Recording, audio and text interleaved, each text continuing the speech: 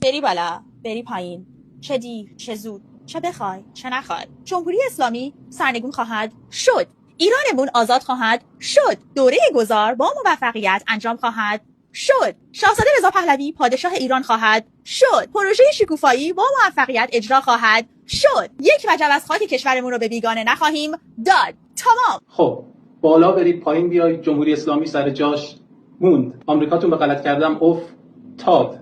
دنیا بابت بستن تنگه هرمز مجبور به التماس شد. اسرائیل جونتون شخم خورد.